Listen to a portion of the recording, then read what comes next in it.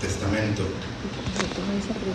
Así como muchas veces nosotros pensamos que los libros o las cartas que están de la Biblia están escritas cronológicamente, déjeme decirle que no están puestos ahí cronológicamente.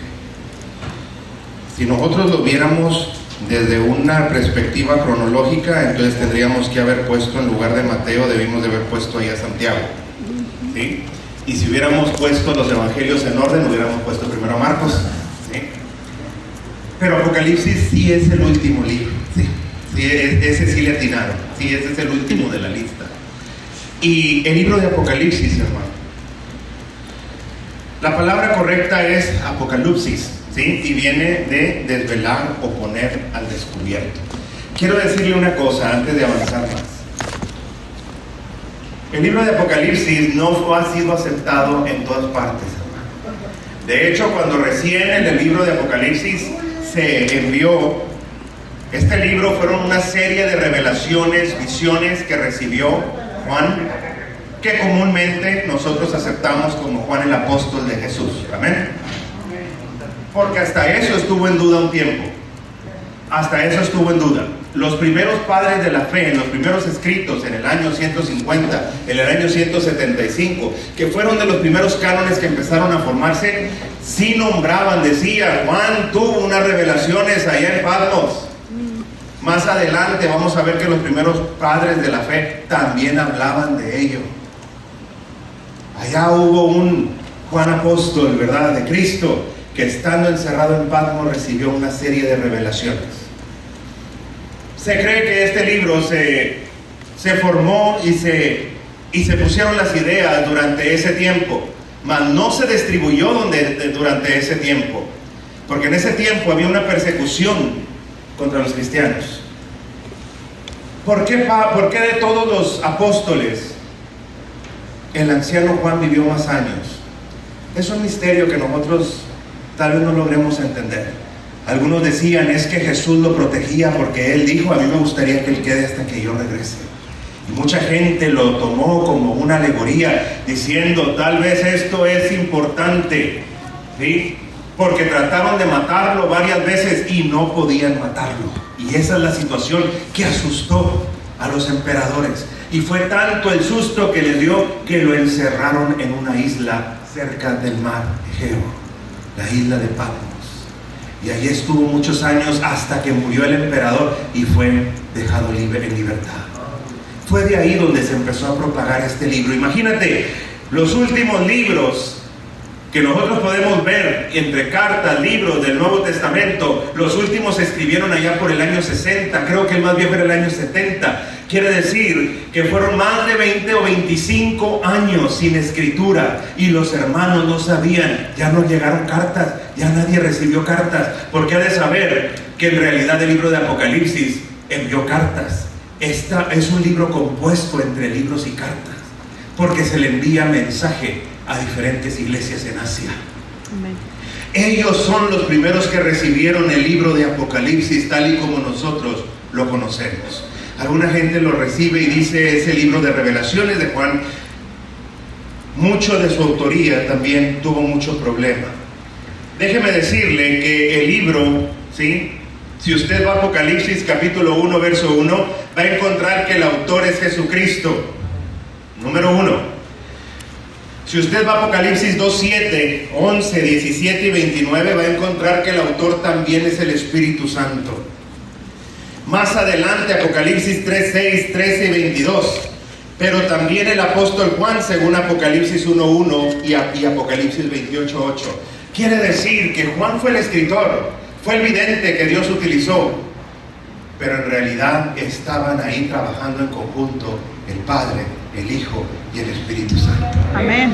Ahí estaban trabajando los tres, y más adelante va a quedar muy notorio que estaban trabajando los tres.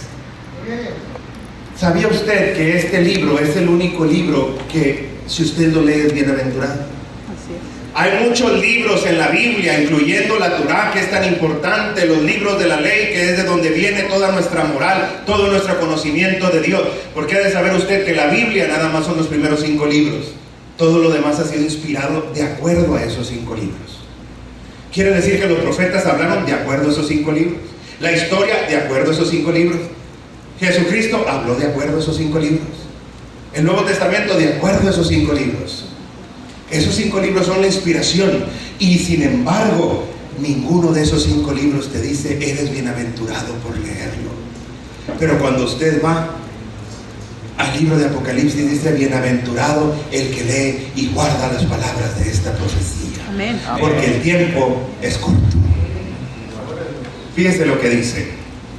¿Cómo sabemos nosotros que en realidad este libro es auténtico? Justino Mártir en el año 150 escribió: además un hombre de entre nosotros llamado Juan, uno de los apóstoles del Cristo, recibió una revelación y predijo que los seguidores de Cristo habitarían en Jerusalén por 1000 años.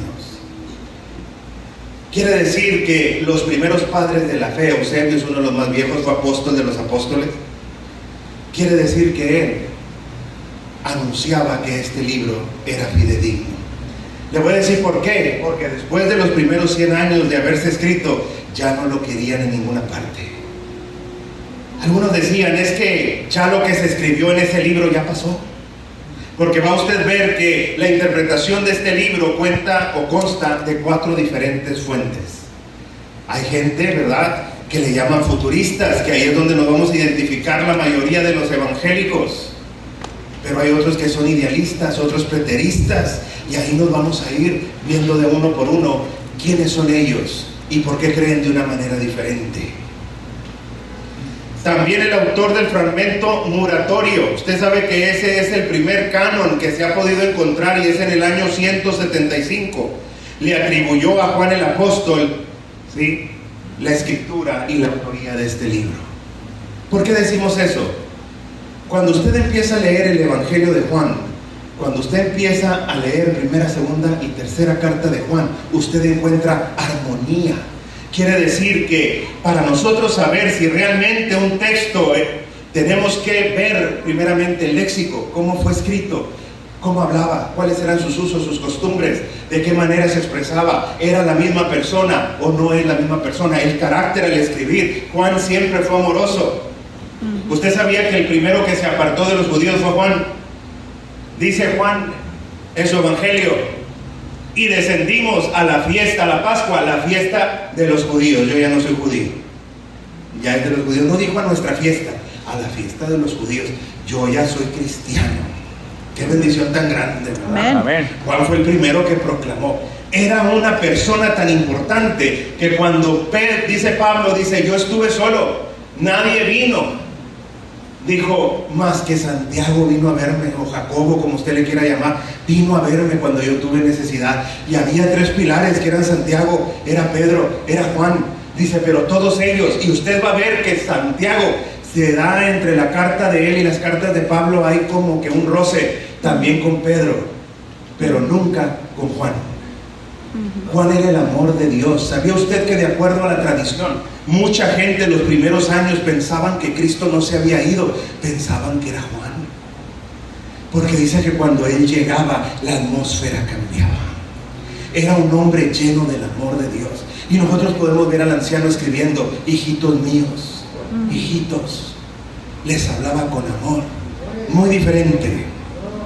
Por eso es que cuando vemos ahora un Apocalipsis, donde vemos a un Juan enérgico, a un Juan de carácter, a un Juan decidido, entonces ¿sería el mismo Juan o sería otro Juan? Y ahí es donde empezó un debate, si realmente era Juan el apóstol o era otro Juan. Pero estas personas que les estoy llamando, como Eusebio, el primer fragmento Muratorio, cuando hablamos de Ireneo, en el año 180 después de Cristo, dice, este libro fue escrito por Juan, el discípulo del Señor. Más adelante, ¿sí?, Melitón también nos dice igual, y Orígenes, Hipólito, todos ellos, Tertuliano, los primeros padres de la fe, todos decían, el autor fue Juan, el apóstol de Cristo. ¿Qué tipo y qué estilo literario tiene este libro? Aunque en el Apocalipsis vemos que está dividido en varios fragmentos, ya que el capítulo 2 y 3 son cartas, mas sin embargo, ¿verdad?, su contenido es estrictamente estilo apocalíptico. Quiere decir que solamente otras 3 personas escribieron como él. Y esto se encuentra en el Antiguo Testamento. Solo Daniel, Ezequiel y Zacarías escribieron con la misma manera que él lo hizo. Quiere decir que si usted va a comparar el Apocalipsis, solo se puede comparar con Daniel, con Ezequiel y con Zacarías. El Apocalipsis no data datos acerca de Isaías, pero Apocalipsis menciona mucho del Antiguo Testamento. Está basado en leyes del Antiguo Testamento. Está basado en instrucciones y en visiones de los pasados, como lo fue Daniel, Ezequiel y Zacarías. Quiere decir que sus bases son fundamentalmente del Antiguo Testamento. Aunque yo no sé por qué le llamamos Antiguo Testamento. Nunca sabemos. De antiguo no tiene nada, sigue vigente. Usted sabe, ¿verdad? Que sigue vigente. Sí, nosotros le decimos antiguo y nuevo porque el nuevo pacto nos dice, ¿verdad? Hebreos, que es un nuevo pacto. Pero en realidad toda la Biblia está vigente. Amén. Mire más adelante, aunque este libro fue escrito en griego, de acuerdo a los errores, ¿sí?, gramáticos que se encontraron en él, de acuerdo a la figura en que se habla, se dan cuenta que la persona que escribió este texto no estaba pensando en griego. Tenía errores. Es como si usted aprende inglés y empieza a escribir, pero cuando empezamos a pensar en español, ¿verdad? Y estamos escribiendo en inglés, pero estamos pensando en ¿qué? En español. Y cometemos errores.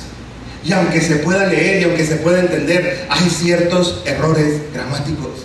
Y eso es lo que se encontró en el libro de Apocalipsis. Quiere decir que la persona que escribió, aunque estaba escribiendo en griego, estaba pensando en hebreo. Quiere decir que eso le da otro carácter más como autoría al libro. Este libro, más o menos usted puede encontrar que se escribió entre el año 81 al 96 después de Cristo. ¿Cómo podemos nosotros saber eso? Porque hay varias fuentes. Por ejemplo, Victorino nos dice que fue escrito a finales del siglo III. Él nos dice, Juan escribió estas cosas estando en la isla de Patmos, en la mina, y fue puesto ahí por el emperador Domiciano. De todos los perseguidores de la iglesia, hubo 2 que fueron terribles. Domiciano fue uno de ellos. Ese levantó un pilar y dijo, aquí yace la superstición cristiana, y quemó todos los libros cristianos de aquel entonces. Había perseguido a la iglesia, pero todavía ese fue un niño comparado con Séptimo Severo, quien fue todavía el peor de todos. Es por eso cuando usted dice, no seas tan severo con el niño, viene de Séptimo Severo, porque Severo mató a incontables cristianos, por mucho más que los demás.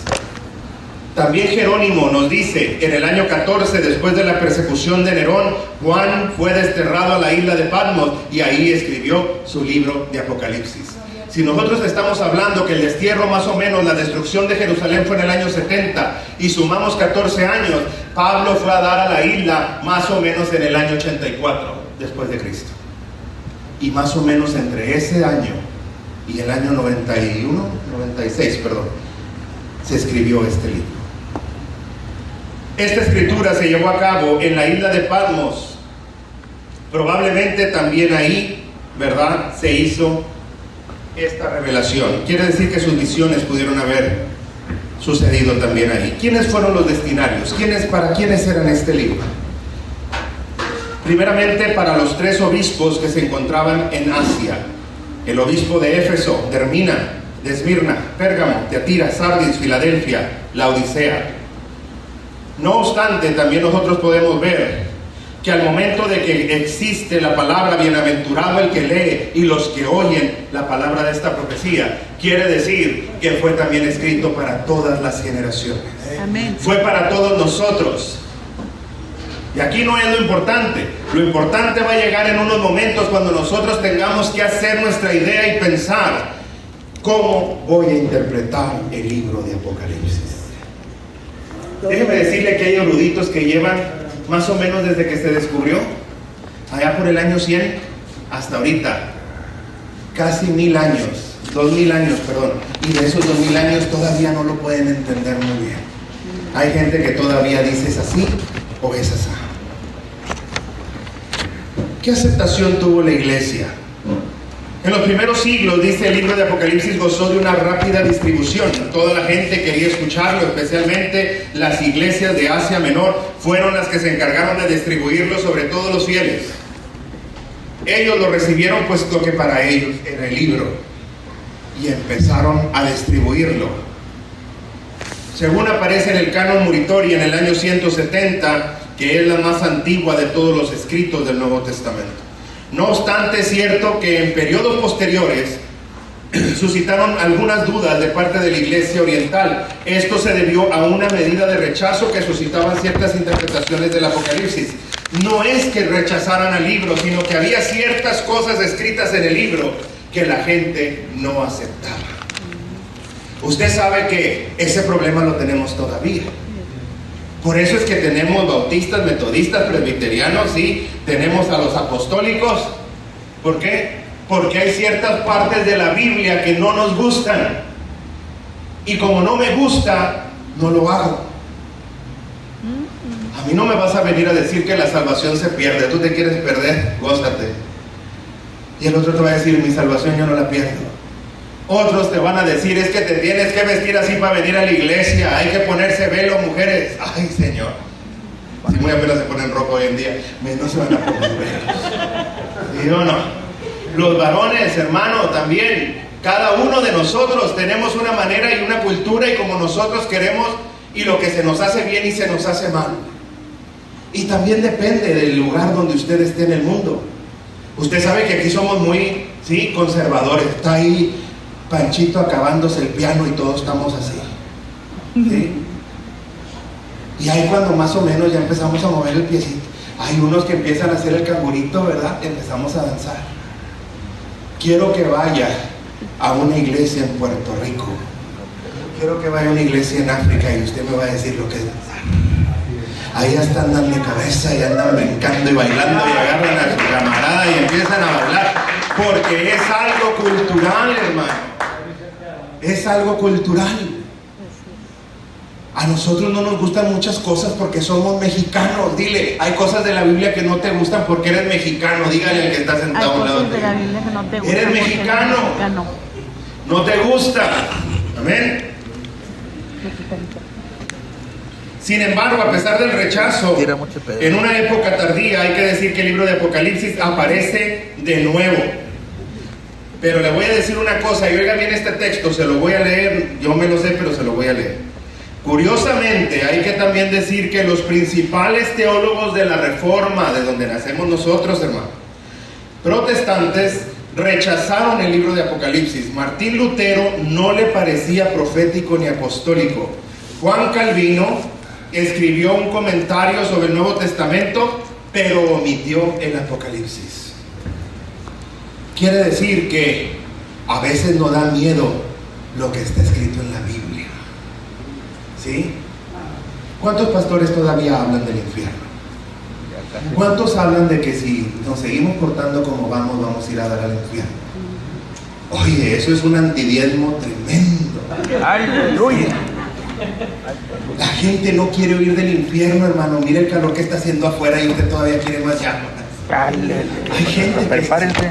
Pero déjeme decirle que la Biblia nos habla, Jesucristo dice que hay un lugar donde hay prisiones de oscuridad, donde el fuego no se apaga y el gusano no se muere, ¿sí? Y que está reservado para aquellos que se olvidan de Dios. Así que, discúlpenme, hermano, pero ya le hablé del infierno, arrepiéntase. Fíjense lo que dice el propósito del libro. Hay 7 propósitos que tiene Apocalipsis. El primero, revelarnos a Cristo y su gloria celestial. Lo puede encontrar en Apocalipsis 1:1 y 19:10. Enseñarnos a adorar a Dios. Eso lo va a encontrar en Apocalipsis 4:10 y 11. Y en otros capítulos, les voy a estar dando nomás una cita. Animar a los creyentes frente a la persecución. Apocalipsis 2:10. Llenar el corazón de los creyentes de gozo y de un nuevo cántico. Apocalipsis capítulo 5, capítulo 14, capítulo 15. mostrarnos el programa de Dios en el establecimiento de su reino. Capítulo 20 y 22. Exhortar a la iglesia para que sea vigilante ante la segunda venida de Cristo. Apocalipsis 2 y 18. Iluminar la verdadera naturaleza del conflicto espiritual en la que nos encontramos. Apocalipsis 13, 17 y 18. Anunciar los juicios de Dios y un llamado al arrepentimiento. Hay diferentes métodos de interpretación y aquí es donde yo quiero llegar. No tengo mucho tiempo y tenemos que avanzar. Cuando se empezó a hablar acerca del Apocalipsis, algunas personas pensaron, esto va a pasar durante el tiempo que Juan lo escribió. ¿Qué quiere decir? Los primeros que recibimos y leímos estas cartas, porque ha de usted saber que cuando empezaron a mandar las cartas, Pablo le manda la primera carta, fue a los Gálatas, Efesios, de los más viejos. Empezó a mandar para corregir las deficiencias de la iglesia. Y ellos las llamaban, esto es para mí, ahorita. Lo que ellos no sabían es que el Espíritu Santo, ¿sí?, no escribe para ahorita, escribe para ahorita y para siempre. Hay pedazos de la Biblia, hermanos, que se les llama revolventes o se les llama repetitivos, porque vuelve a aparecer una y otra vez en la historia. Por ejemplo, les voy a dar un ejemplo. El libro de Daniel dice, porque se sentará, ¿sí?, en el trono de Dios y se hará pasar por Dios, ¿sí?, y va a ser una abominación desoladora. Algunos piensan, ¿sí?, que pudo haber sido una invasión que tuvo Jerusalén, ¿sí?, porque ya pasó eso en el pasado.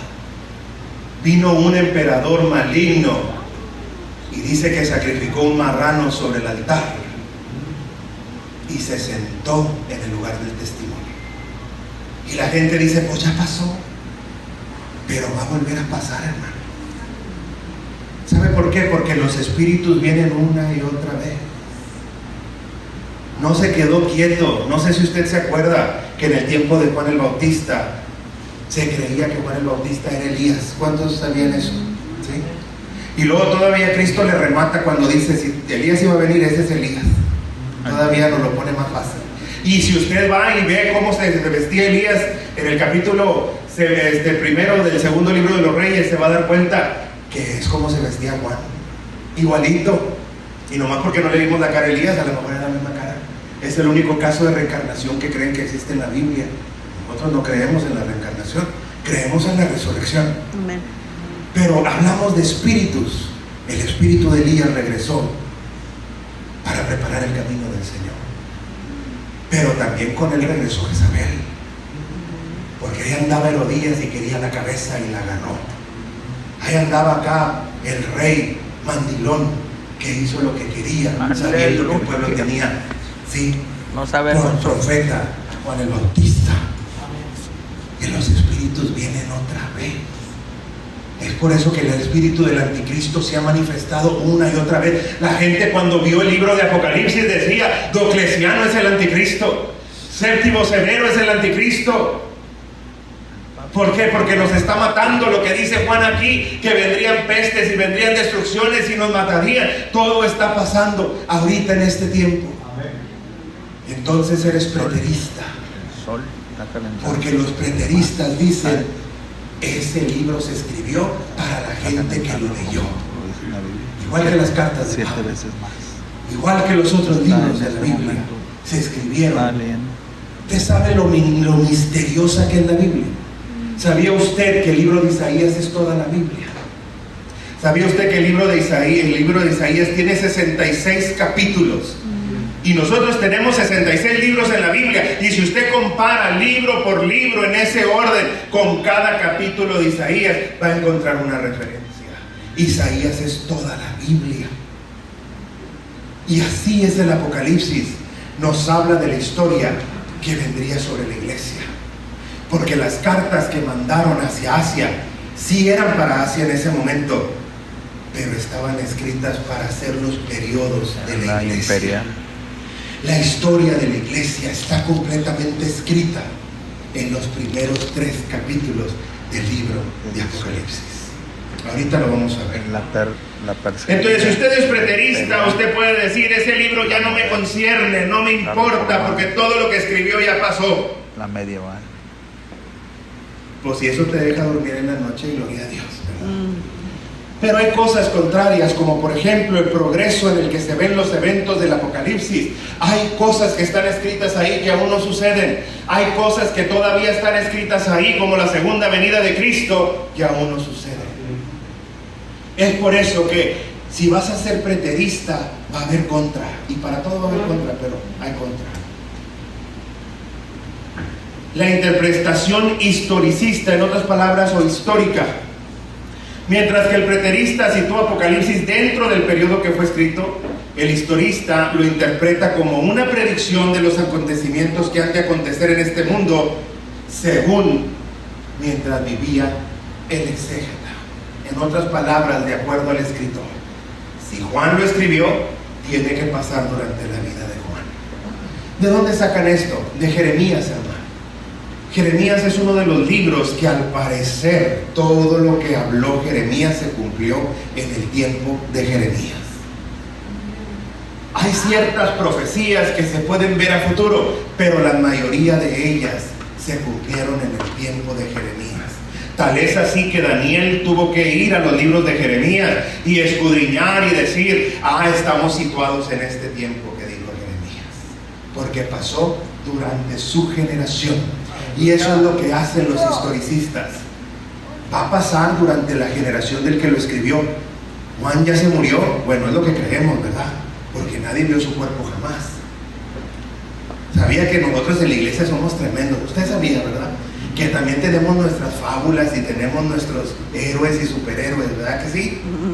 Cuando Jesucristo dijo, a mí me gustaría que Juan viviera, que no muriera hasta que yo regresara, todos empezaron a decir, entonces no va a morir hasta que Cristo venga. Y si ya pasaron 2000 años, Juan todavía vive entre nosotros. Qué chévere, tenemos un superhéroe. Y por ahí anda Juan, y luego todavía Juan no la pone fácil porque dice, yo estaba ahí en el día del Señor. Todavía peor, estaba diciéndonos que cuando Cristo venga en su segunda venida, aquí estaba Juan. Qué tremendo, ¿verdad? A lo mejor uno de ustedes es Juan y vino a escuchar esta clase, no sé. Fíjese, la interpretación futurista, y aquí es donde estamos nosotros, los escatólogos. Esta es la visión o es la interpretación más aceptable entre todas las iglesias evangélicas.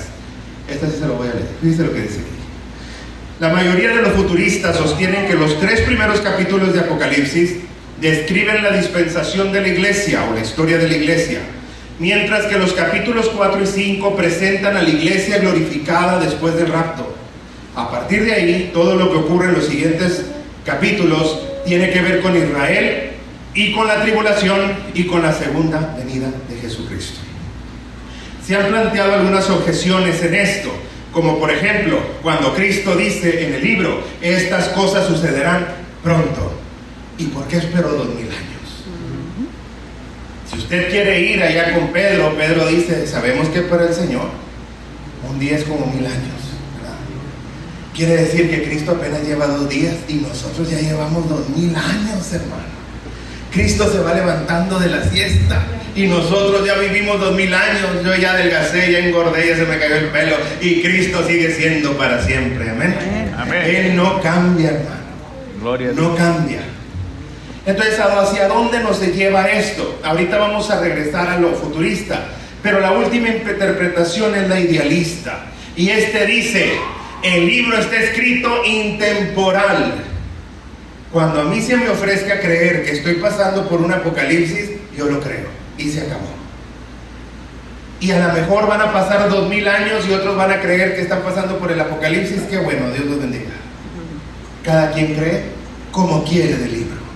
Y ese es el idealista, porque cada quien se puede hacer la idea que mejor le plazca. ¿Cuáles son estas características y referencias antes de entrar a lo que es los primeros 3 capítulos? Fíjense lo que dice aquí. Este libro tiene como características y referencias más de 404 versículos que hay, ¿sí? y 278 referencias del Antiguo Testamento. Quiere decir que es un libro, como les dije hace un momento, que ya está basado en el Antiguo Testamento. ¿Por qué tenemos que hablar de esta manera y enfatizar? Porque para que un libro pueda formar parte del canon, para aquellos que fueron al Instituto Bíblico, tiene que tener 3 verdades fundamentales. La primera, tiene que hablar de Dios. Pues claro, si no es un libro santo. Tiene que hablar de Dios. Segundo, tiene que tener armonía con los otros libros del Antiguo Testamento. Porque ¿cómo nosotros vamos a saber? Yo no sabría que Cristo es Cristo si Isaías no dije que la Virgen concebirá y que dará a luz un hijo y que llamará su nombre Manuel. Si no lo dice Isaías, ¿cómo voy a saber? Quiere decir que yo sé porque lo tengo de referencia del Antiguo Testamento. Entonces, si de repente Mateo dice, resultó que de repente una muchacha dijo que le habló, ¿verdad? Como dijo Lucas, que se le apareció el ángel y le dijo, y vendrá la sombra del Altísimo y te cubrirá y parirás un santo ser. Entonces yo puedo entender, ya se está cumpliendo lo que dijo ¿quién? Isaías. Es por eso que la Biblia se tiene que correlacionar. Si no, entonces no es un libro sagrado. Número 3, se tiene que ver la voluntad de Dios a través del libro. Si estas 3 no están, no puede ser considerado un libro bíblico. ¿Se violó en algún libro estas leyes? Sí, en 2. Hay 2 libros de la Biblia que no deben de aparecer en la Biblia. Esther. Ruth y Esther. No cumplen con las 3 verdades fundamentales. Son viejas. Pero es evidente que es la relación de Cristo con la iglesia. Amén. Símbolos y referencias.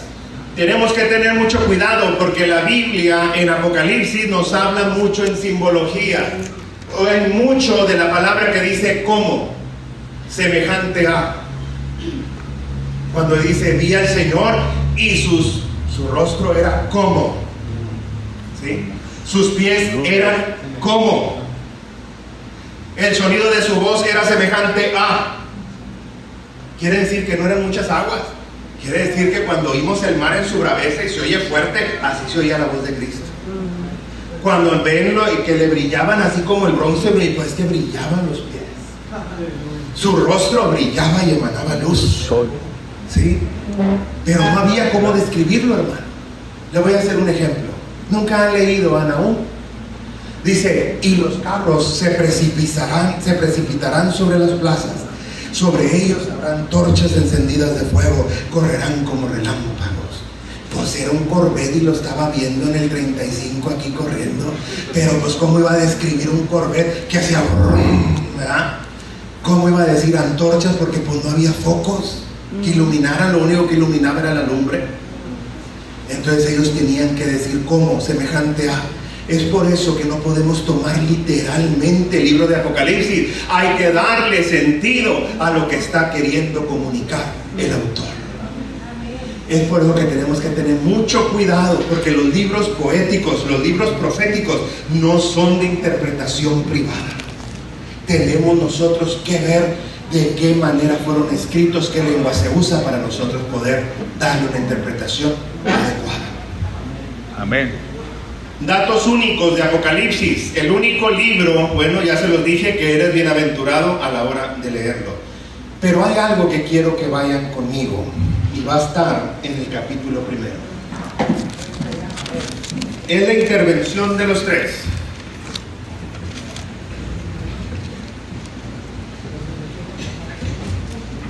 Mire lo que dice Apocalipsis, si lo quiere ver conmigo, en el capítulo 1. Desde su introducción. Mire lo que dice el verso 5. Jesús, el testigo fiel, el primogénito de los muertos y el soberano de los reyes de la tierra. Ahí está hablando de 3 diferentes personalidades. Según los historiadores, el testigo fiel es el Espíritu Santo o su personalidad. El primogénito de los muertos es la personalidad de Jesús. Y el soberano de los reyes de la tierra es la personalidad del Padre. Quiere decir que cuando Jesús se estaba introduciendo, estaban presentes los 3. Cristo estaba hablando, pero el Espíritu Santo estaba tras él y el Padre estaba tras él. Posteriormente, quiero que vayan a otra escritura. Verso 8, ahí mismo en el primer capítulo. Yo soy el alfa y el omega. Eso es incorrecto. Debe de ser el alef y el ta, ¿sí? Quiere decir la primera y la última, ¿sí?, letra del alfabeto hebreo. Dice el Señor, el que es. Ese es el Espíritu Santo. El que era. Ese siempre ha sido Dios, y el que ha de venir es Cristo también. Pero cuando dice el Todopoderoso, está hablando como cuando dijo: yo soy. Los tres son el Todopoderoso. Amén. Amén. Estaba haciendo una alusión a la Trinidad. Ahora vamos a hablar un poquito de las 7 iglesias del Apocalipsis, o las iglesias de Asia, y los periodos generales de la iglesia. No pude abarcar todo el libro, es muy amplio, hermano. Tendría que estar usted aquí 3 meses conmigo, más o menos. 4, sin levantarse, más que para tomar agua, comer, ir al baño y se regresa. Mire lo que dice aquí. La iglesia de Éfeso. Si usted me quiere seguir en Apocalipsis, vaya a Apocalipsis. Ahí estamos en el capítulo 2. Ya inicia lo que es la serie de las cartas para las iglesias. Y mire lo que le voy a decir yo acerca de los periodos de la iglesia. Quiero que vaya conmigo, porque la primera va a ser la iglesia de Éfeso, capítulo 2. Apostólica. Según la iglesia de Éfeso, dice: la iglesia de Éfeso fue elogiada por su arduo trabajo y su paciencia. También fue exhortada a recuperar el primer amor que había descuidado. Finalmente se le invita a arrepentirse y a restaurar su relación con Dios. Déjeme hablarle un poquito de la iglesia apostólica. La iglesia apostólica abarca desde la ascensión de Cristo hasta la muerte de Juan. Quiere decir desde el año 30 hasta el año 100 después de Cristo. En su primer amor, todo tenían en común. Además, su celo por la sana doctrina y la expansión del evangelio. Su fidelidad y arduo trabajo son dignos de ser admirados e imitados. Finalmente, con la persecución, muchos dejaron atrás este primer amor. Es por eso que Pablo, al igual que los otros ancianos de la iglesia primitiva, exhortaban a través de sus cartas. Quiere decir que es un paralelismo entre la historia de la iglesia y las cartas que vamos a estar viendo en el Apocalipsis. Siguiente iglesia, la iglesia de Esmirna, o lo que conocemos según la historia como la iglesia perseguida. La iglesia de Esmirna fue elogiada por padecer tribulación, pobreza. Finalmente se le exhorta a dejar a un lado el temor y mantener su fidelidad al Señor. La iglesia perseguida abarca desde la muerte de Juan hasta el edicto de Constantino en el 313. Sufrió grande persecución y muchos creyentes anduvieron errantes y pasando necesidad, además de maltratos y difamaciones. ¿Por qué se acabó? ¿Nunca han pensado por qué los católicos se persiguen? Todo empezó con Constantino. En aquel tiempo había un emperador que tenía 2 sobrinos.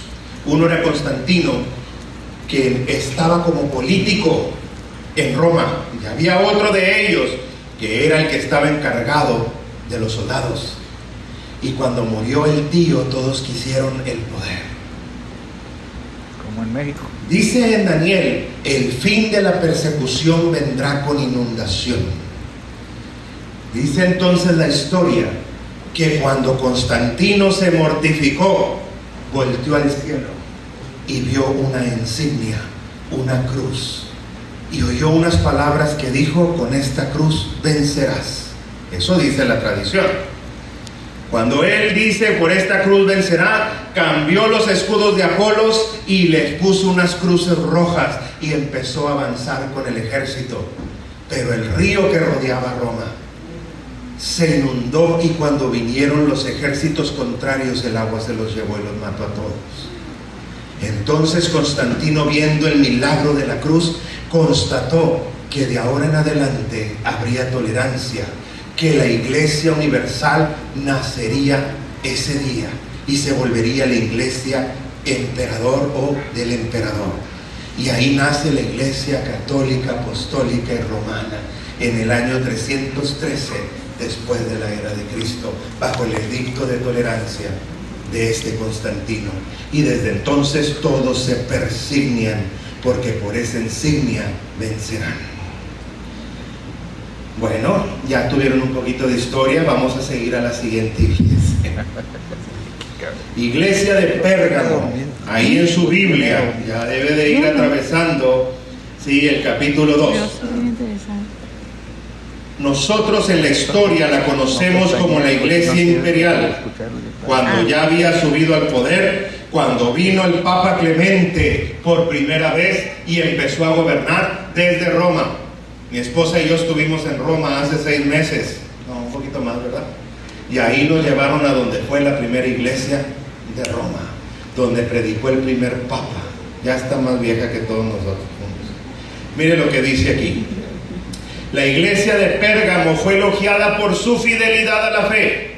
Lamentablemente sufría de una debilidad, era muy permisiva con el pecado. En otras palabras, tenía la doctrina de Balaam y la doctrina nicolaíta, que era la idolatría.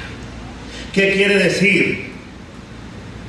Yo tengo fe, pero siempre y cuando no estorba lo que a mí me gusta. Y hay muchas iglesias ahora que son así. Yo predico, pero siempre y cuando no me estorbe en lo que a mí me gusta. A todos les echo, pero yo estoy muy bien. Veo el error en todos y en los hijos de todos, pero en los hijos míos son santos y no les digo nada. Y si están haciendo algo mal, me hago de la vista gorda, ¿por qué no? Ahí estamos tratando con cosas de idolatría, porque la idolatría no es que vayas y te hinques delante de un santo. La idolatría es cuando pones a alguien o algo primero que a Dios, incluyendo a tu familia.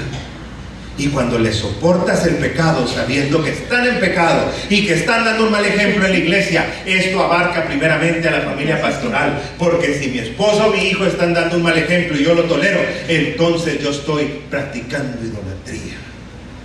Son más importantes ellos que Dios.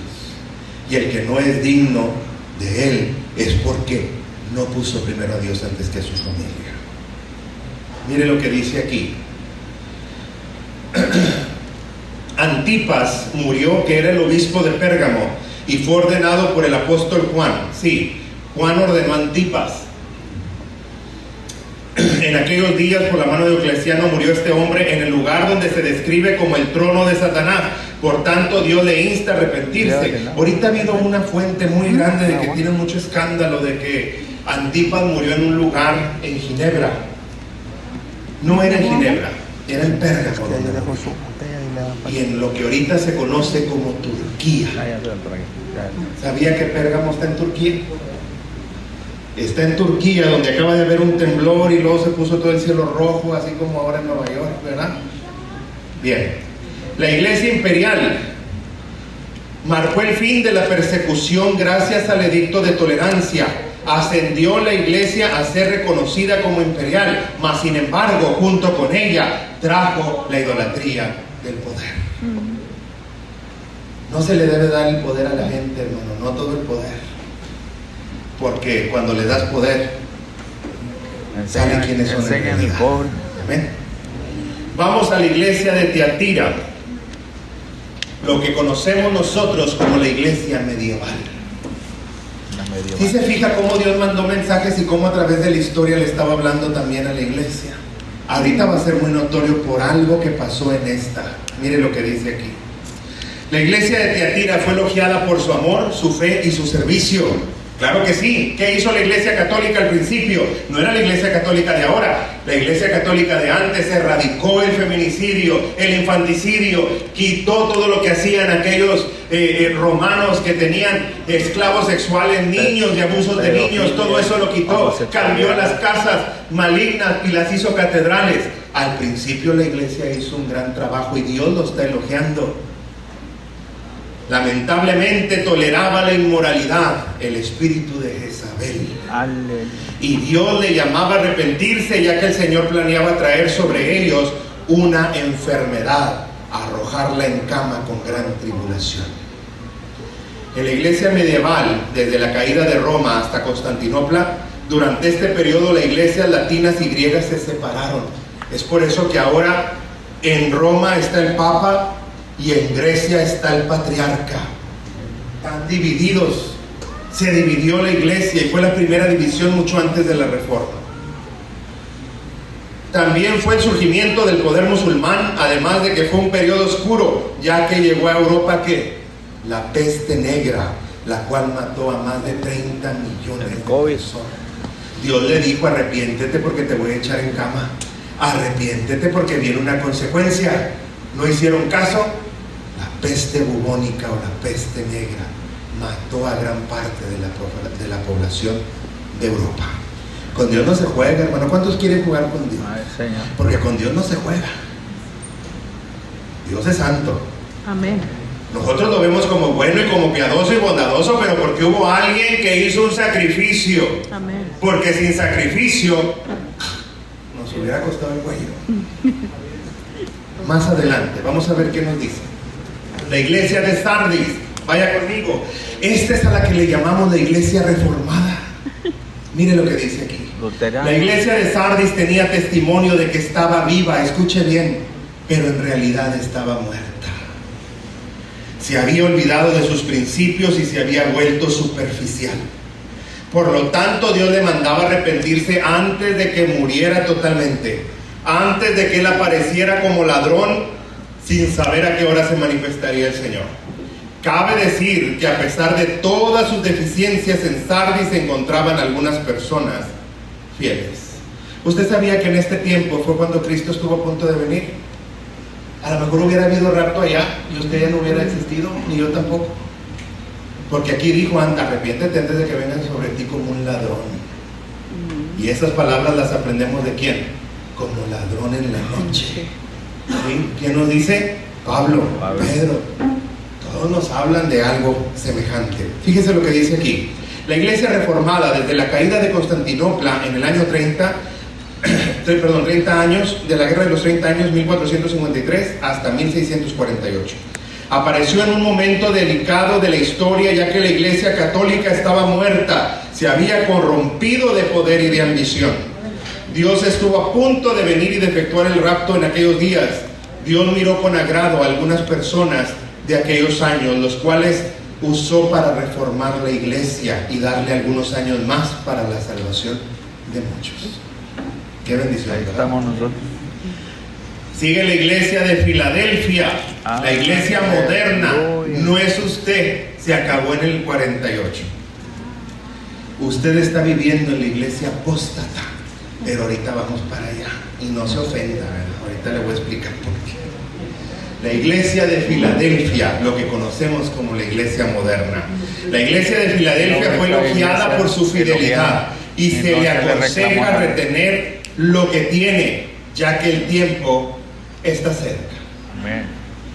No sé si ustedes se acuerdan cuando Cristo dijo: mirad de la higuera la parábola. Cuando sus ramas ya empiezan a estar tiernas y empieza a brotar, es porque el verano se acerca. Entonces aprende de la higuera la parábola. Está diciéndote: cuando veas a Israel que es tomada de entre las naciones y forma de nuevo una nación, entonces ya solamente queda una generación. Para que el Señor venga. Desde que Israel apareció y su jubileo en el año 2018, estamos viviendo tiempo extra. Exacto. Amén. Sí, es cierto. Mire lo que dice. La iglesia moderna, desde la guerra de los 30 años hasta la Segunda Guerra Mundial. Durante este periodo surgieron varios movimientos como el puritano, el wesleyano, de donde vienen los metodistas, el racionalista, el anglocatólico, los ingleses, misionero moderno, nosotros que vinieron acá a las Américas. Dios nos llama a conservar la sana doctrina, la cual se predicó durante este tiempo, y nos manda a conservar la santidad y la fidelidad. Nos llama a retener lo que hemos creído y aquello que nos ha salvado. Nosotros, hermano, Cristo va a aparecer entre la dispensación de esta iglesia y la que sigue. ¿Me está oyendo? Quiere decir que usted tiene una sana doctrina porque alguien se la predicó que tenía más de 60 años de vida. ¿Cómo? Sí. A mí me la predicó alguien que tenía más de 60 años de vida. Porque después la siguiente generación ya no tenemos un evangelio puro. Si usted tiene una bonita iglesia, tiene una buena iglesia que se predica la sana doctrina, es porque le costó a sus padres, no le costó a usted. Porque si se lo hubieran dejado a usted, usted hubiera pervertido la doctrina. Nosotros la oímos de una buena fuente.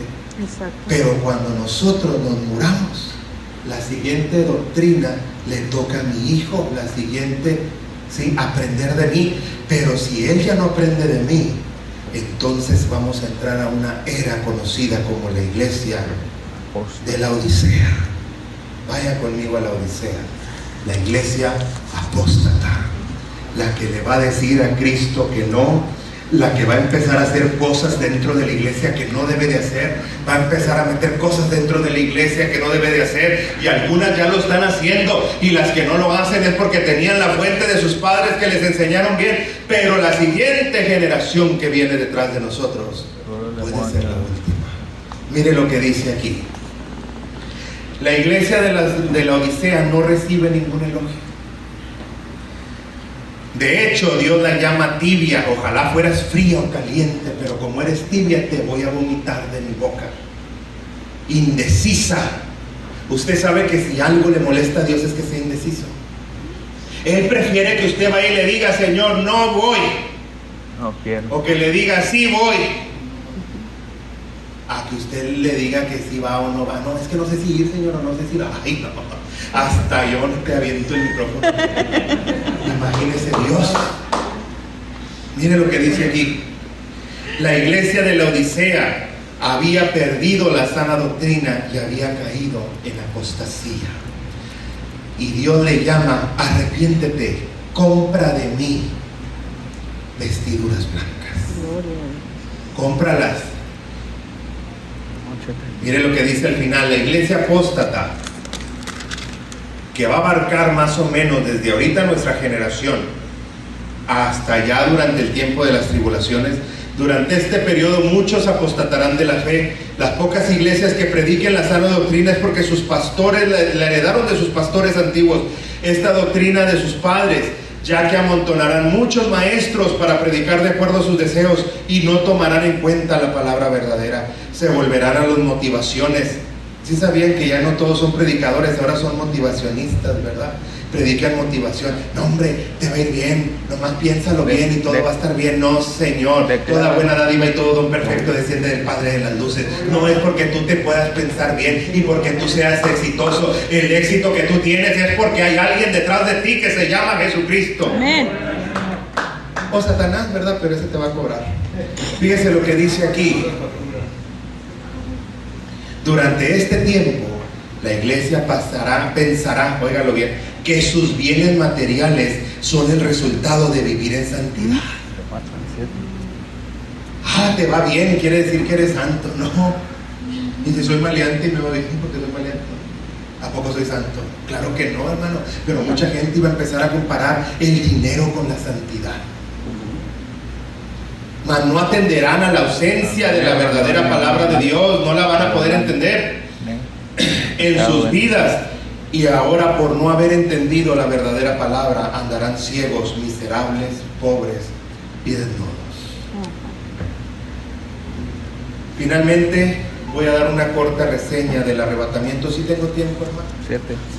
Sí, ya le De la iglesia. Apocalipsis capítulo 4, por favor. Aquí vamos a describir ciertas cosas en el verso 1 y parte del verso 2. El arrebatamiento es algo muy debatido. Hay gente que no lo quiere, nos llaman escapistas. Sí sabían, ¿verdad? Es la doctrina del escapismo. Tú te escapas y nos dejas a todos para sufrir aquí en la tierra. ¿Sí?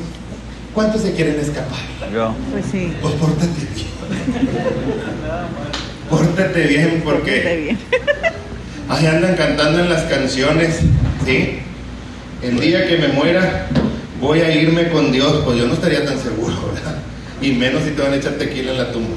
Yo pienso que tú debes de ser una persona de fe. Amén. Óigalo bien, de fe. La fe viene por el oír, y el oír ¿qué? La La palabra. palabra de Dios. Es que, hermano, si tú pierdes la fuente, que es la palabra de Dios, vas a andar como ciego guiando ciegos. Tienes que ir a la fuente. Hubo un tiempo en que la gente empezó a extraviarse, tiempo de Jeremías, y dice el Señor: ve y pregunta por las sendas antiguas, voltea y pregunta a ver de dónde te desviaste. Mira cómo lo hacían tus padres, cómo lo hicieron los padres de ellos, cuál fue el éxito que tuvieron, y te vas a ir a topar con que era porque eran bíblicos. Amén.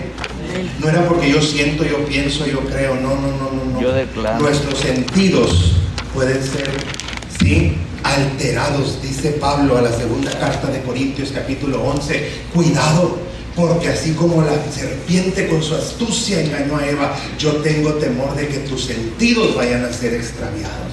Quiere decir que no podemos andar por vista, andamos por fe, porque de lo contrario entonces podemos caer en el engaño. Vaya conmigo a Apocalipsis capítulo 4 y vamos a mirar en el primer verso. Después de esto miré. Esto significa que el tiempo de la iglesia había llegado a su fin.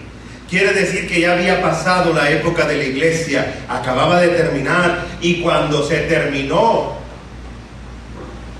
dice Juan, después de esto miré. ¿Y qué fue lo que vio? He aquí una puerta abierta en el cielo.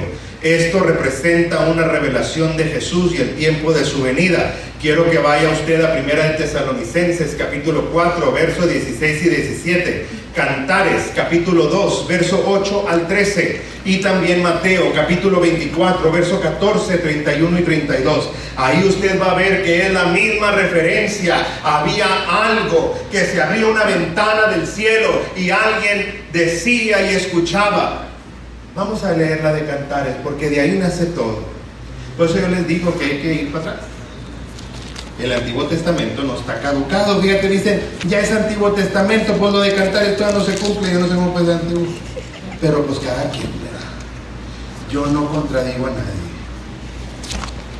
Mire lo que le voy a leer. A mí me gusta mucho el libro de Cantares, porque es una poesía entre Dios y la iglesia. Mire lo que dice aquí, verso 8: la voz de mi amado, he aquí él viene saltando sobre los montes, brincando sobre los collados. Mi amado es semejante al corzo o al cervatillo.